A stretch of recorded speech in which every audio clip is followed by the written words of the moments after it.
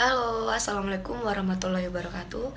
Perkenalkan, nama saya Dea Sebrina dengan NIM 202105303334. Program Studi Ilmu Komunikasi Universitas Muhammadiyah Yogyakarta.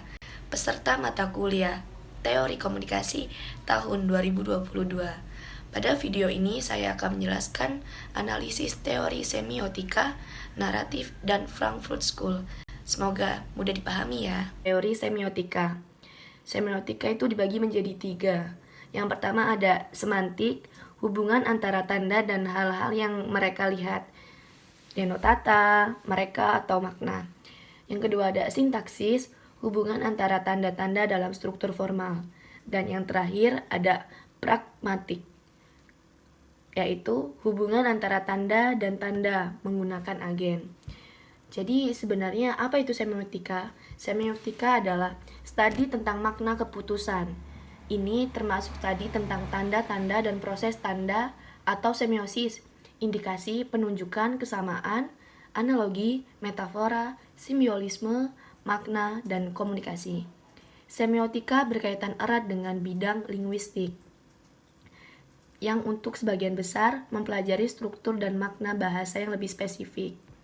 Namun, hal itu berbeda dari linguistik. Semiotika juga mempelajari sistem tanda non-linguistik. Semiotika adalah studi tentang tanda-tanda atau sign, fungsi tanda, dan produksi makna. Tanda adalah suatu yang berarti sesuatu untuk orang lain. Studi semiotik tanda-tanda, penggunaan tanda dan segala sesuatu yang berkaitan dengan tanda. Dengan kata lain, ide semiotik atau tanda, makna, denotatum, dan interpretan dapat diterapkan untuk semua bidang kehidupan selama tidak ada persyarat terpenuhi, yaitu ada artinya diberikan, ada makna, dan interpretasi. Pengertian semiotika menurut Charles Morris.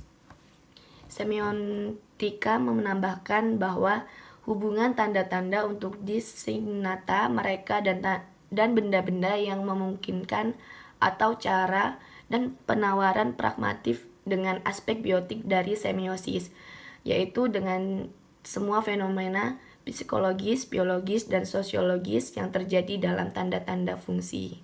Menurut Eko dikutip dari buku Alex Sobur, penelitian ini peristiwa sederetan semiotika macam acara, benda, seluruh budaya sebagai tanda.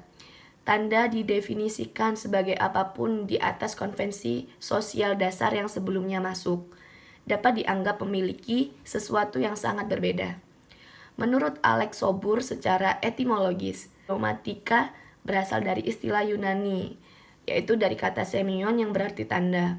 Tanda sendiri didefinisikan sebagai sebuah konvensi sosial atas dasar dimasukkan sebelumnya, dapat dianggap memiliki sesuatu yang lebih. Elemen dasar dalam semiotika adalah tanda, aksis tanda, tingkatan tanda, serta relasi tanda. Komponen tanda. Saussure menjelaskan tanda sebagai kesatuan yang tak dapat dipisahkan dari dua bidang, seperti halnya selembar kertas, yaitu bidang penanda atau signifier untuk menjelaskan bentuk apa atau ekspresi, dan bidang penanda signified untuk menjelaskan konsep atau makna. Aksi tanda. Analisis tanda dalam strukturalisme bahasa melibatkan aturan mengkombinasiin yang terdiri dari dua aksis, yaitu aksis paradigmatik yaitu perbendaharaan tanda atau kata, dan aksis sintakmatif yaitu cara pemilihan dan pengkombinasian tanda-tanda berdasarkan aturan atau kode tertentu sehingga dapat menghasilkan sebuah eksperimen makna. Tanda. Roland Barthes mengembangkan dua tingkatan pertandaan, yaitu denotasi dan konotasi.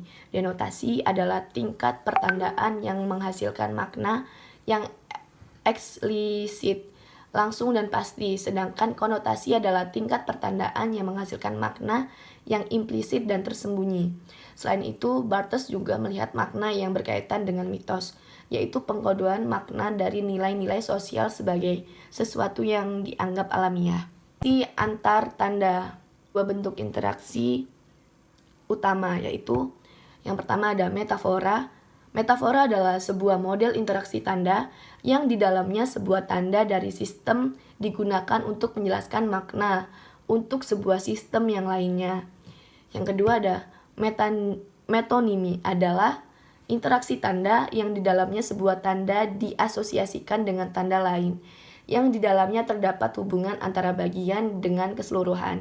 Kedua ada naratif. Naratif mengemukakan keyakinan bahwa manusia adalah seseorang pencerita dan bahwa pertimbangan akal, ini emosi dan estetika menjadi dasar keyakinan dan perilaku kita.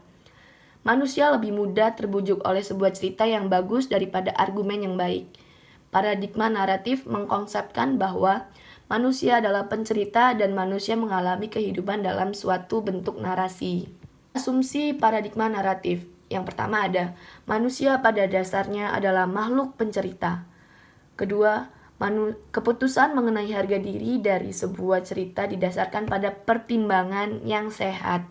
Tiga, pertimbangan yang sehat ditentukan oleh sejarah, biografi, budaya, dan karakter.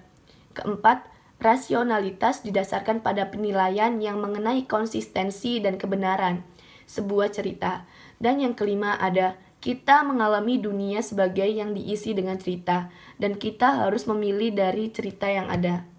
Konsep kunci dalam pendekatan naratif beberapa untuk inti dari kerangka pendekatan naratif. Yang pertama ada narasi. Narasi adalah deskripsi verbal atau non-verbal ataupun apapun dengan urutan kejadian yang oleh para pendengar diberi makna. Yang kedua, rasionalitas naratif.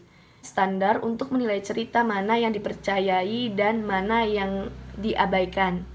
Yang ketiga ada koherensi atau konsistensi integral dari sebuah naratif. Tipe-tipe konsistensi dalam koherensi yaitu ada koherensi struktural, di mana berpijak pada tingkatan di mana elemen-elemen dari sebuah cerita mengalir dengan lancar.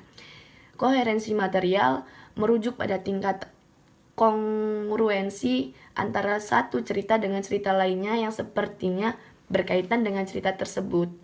Dan yang ketiga ada koherensi karakterologis, merujuk pada dapat dipercaya karakter-karakter di dalam sebuah cerita. Kebenaran reliabilitas dari sebuah cerita. Logika adalah pertimbangan yang sehat, seperangkat nilai untuk menerima suatu cerita sebagai benar dan berharga untuk diterima, memberikan suatu metode untuk menilai kebenaran. Hal ini berarti bahwa pertimbangan yang sehat manapun setara dengan yang lainnya. Ini berarti bahwa apapun yang mendorong orang untuk percaya sebuah naratif tergantung pada nilai atau konsep yang baik. Materi selanjutnya ada Frankfurt School. Teori kritik Frankfurt School pada dasarnya memberikan perhatian terhadap adanya keyakinan bahwa perilaku manusia dipengaruhi oleh faktor sosial dan sejarah. Frankfurt School berakar dari ketidakpercayaan terhadap sistem teknologi dan administrasi. Perdebatan terjadi saat sistem teknologi dianggap dapat mendominasi dan mengontrol masyarakat, sedangkan sistem sosial itu sendiri tidak memenuhi syarat untuk melakukan hal yang sama. Ada 3 penekanan utama dalam teori kritik Frankfurt School. Yang pertama adalah kritik ideologi, di mana kritik terhadap ideologi ini sangat terlihat pada kritik terhadap teori Marx. Pada teori Marx terjadi perubahan teori yang dahulunya bersifat emansipatoris menjadi teori yang lebih objektif yang didasarkan pada kepentingan ekonomi dan menempatkan manusia hanya sebagai objek dialektika sejarah. Sehingga terjadi pemaknaan ideologi yang terhalang oleh kekuasaan dan kemapanan. Kedua, ada kritik terhadap pemikiran positivisme. Kritik terhadap positivisme ini merupakan kritik yang paling tahan lama. Pemikiran positivisme lebih menekankan pada pola perilaku manusia yang dipengaruhi oleh sejarah seperti sejenis kelamin, ras, agama, dan asal-usul kebangsaan, sehingga teori positivisme mengabaikan kebebasan manusia untuk merubah perilakunya sesuai dengan kemampuan yang dimiliki saat ini. Hal inilah yang kemudian dikritik oleh teori kritik Frankfurt School. Ketiga, kritik terhadap aspek masyarakat modern. Aspek masyarakat modern ditandai dengan adanya industrialisasi yang terjadi di kawasan Eropa. Industrialisasi ini juga berubah kebanyakan aspek aspek kehidupan manusia. Perubahan aspek-aspek kehidupan manusia ini juga menimbulkan beberapa kerugian seperti pereduksian rasio instrumental seperti agama, seni, ilmu pengetahuan, dan bahasa kedalaman beberapa kepentingan pribadi. Dengan pergeseran yang terjadi membuat manusia lebih bersaing dengan manusia lain. Hal ini tidak hanya berlaku pada individu namun juga berlaku pada negara. Negara semakin bersaing sehingga banyak menimbulkan beberapa konflik. Oke, mungkin itu saja yang dapat saya sampaikan. Bila ada salah kata saya mohon maaf. Sekian dan terima kasih. Wassalamualaikum warahmatullahi wabarakatuh. Bye-bye.